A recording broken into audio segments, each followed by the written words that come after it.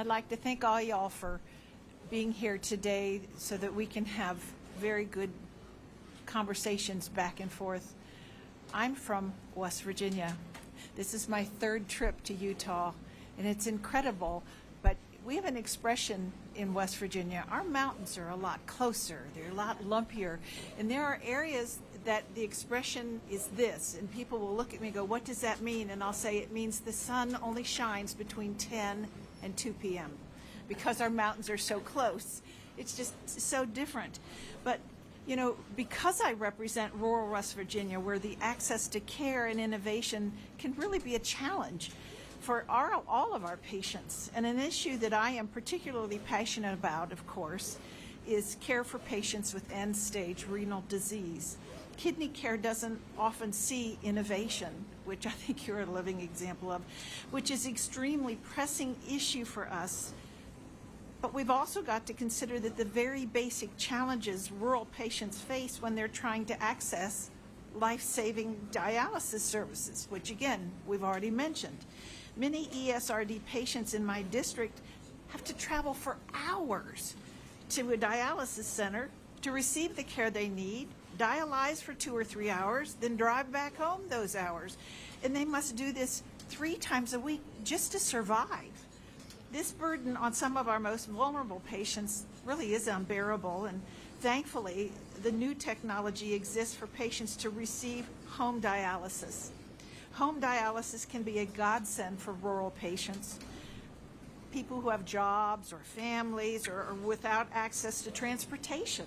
And I've worked very hard in Congress to increase that access of home dialysis just for our ESRD patients. So, Mr. Shakespeare, I'm a mother, I'm a grandmother, and I was so touched by your testimony about your son. Everyone here, your heart just aches understanding or trying to understand what all you've been through and how any parent would go to the ends of the earth to save their baby. Unfortunately, for parents like us in rural areas, as you have pointed out, there are some patients that don't get care. And it's just, care is so far away, it makes it difficult.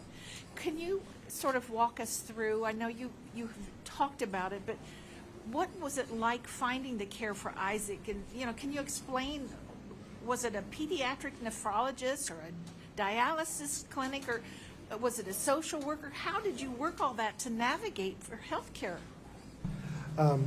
One of the challenges has been that Isaac has received care across many different organizations. Unfortunately, care coordination across different organizations is very challenging. So when we initially found out about his diagnosis, he received care from a high-risk fetal obstetrician, fetal surgeon with Dr. Schmeit, and then we had to coordinate with another high-risk OB at Stanford in order to transfer Isaac from Los Angeles to Stanford for birth. And then throughout the process in the NICU, he was cared for by a wide variety of specialists, nephrologists, neonatologists, and then lots of ologists, but each condition that he came across usually required a different specialist, and then it was 24/7 care. And so we were dealing with multiple nephrologists, multiple neonatologists throughout the process, and sometimes changing over in the middle of crisis situations. And so most of the burden for coordinating that care has fallen on my wife and I. But my wife has a bachelor's degree in early childhood education. I have a bachelor's degree in biology and a master's degree in healthcare administration and public health. So when I say it's because of our education, I understand the system, I understand the biology, she understands the development component. And so you could not have picked a better set of parents to be thrown into that situation. But I know that we are very unique in understanding what's happening and being able to communicate those things across different teams. And so throughout the process, in every hospitalization, we have had to be advocates for our own child and understand the treatments that he was going through and ask questions and be able to explain in clinical terms to the next provider. I need to ask one more question, so thank you. Mr. Watanabe, Chairman Smith recently created 10 tax teams because you all know about the Tax Cuts and Jobs Act. And we're just focused on what we can do for 2025 and how we can put these things in order. I am heading one of the tax teams, and what I'm hearing about the most is the corporate tax rate. And because of President Trump's work and all of that happened, we tried to create a favorable environment for companies engaged in R&D. And it's disturbing to me that our medical supply chain is heavily reliant on foreign manufacturers. Could you explain to me the benefits of a 21% corporate tax rate and how that helps you?